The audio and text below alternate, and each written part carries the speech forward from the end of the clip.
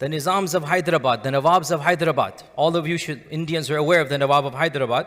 The Nawabs of Hyderabad, they go back to the time of Aurangzeb. Aurangzeb was the one who instituted the first governorship of that region.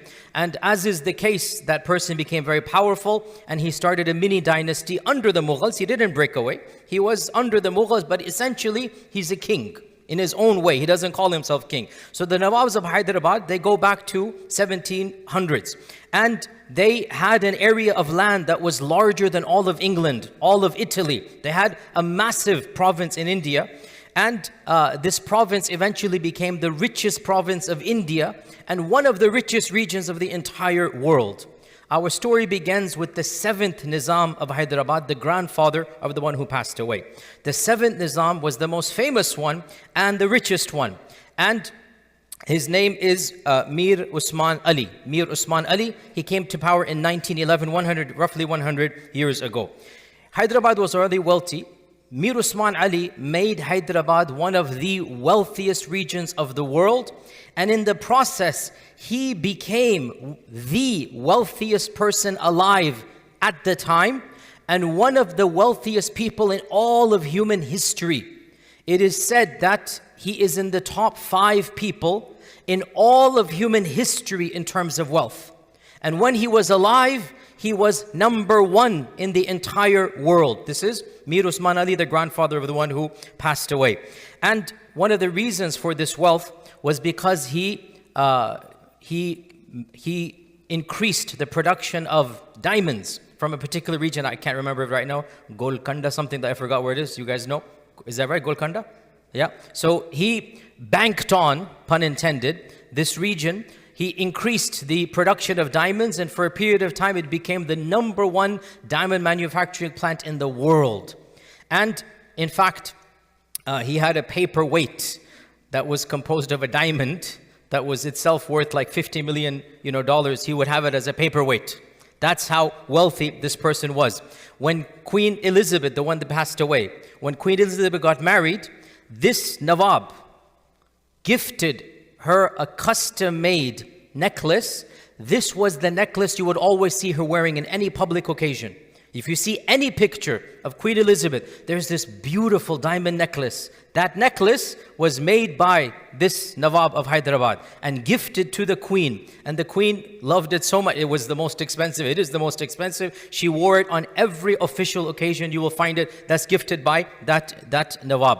In 1937, Time magazine, which used to be far more prestigious than it is now. Oh, young people, understand, Time magazine once upon a time was extremely prestigious. And these days, nobody cares as much. It's Frank here. But Time magazine put Mir Usman Ali on the cover of the magazine. This is 1937.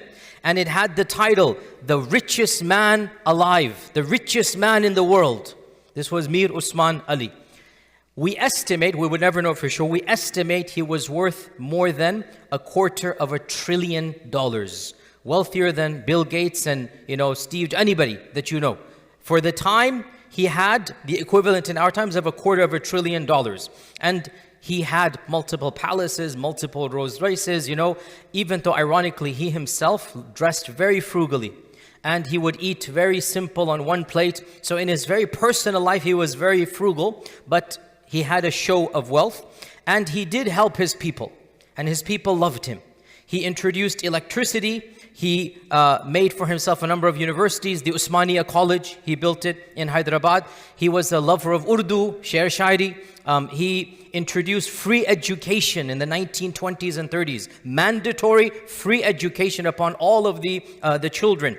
And he even produced an English Journal of Islamic Studies, the first of its type, an English International Journal of Islamic Studies, and he called what he thought was the premier intellectual alive today who spoke English. You all know his name, Marmaduke Pickthall.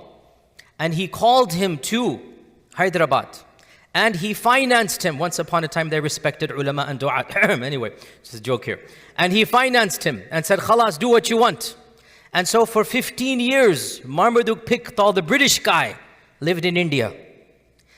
And guess what project he did, financed by the Nawab, Marmaduke Pickthall? Translation of the Quran for the first time in the English language, sponsored by And that's why he thanks the Nawab. If you read the introduction, if you go back to that book that we used to read back in the 80s and 90s, nobody reads that translation anymore. He actually thanks the Nawab for his sponsorship, for helping him out here. And the Nawab was so powerful that he actually had his own currency. He did not use the British Raj currency. The British Raj gave him semi-autonomous powers. Like he wasn't under the Raj. He was semi-independent. He had his own independent army. The only state under the Raj that has its own army. So definitely this person was a very, very interesting person. فيا ذلي ويا خجلي إذا ما قال لي ربي أما استحييته تعصيني ولا تخشى من العتب وتخفي الذنب عن خلقي وتأبى في الهوى قربي فتب مما جنيت عسى تعود إلى رضا الرب تعود إلى رضا الرب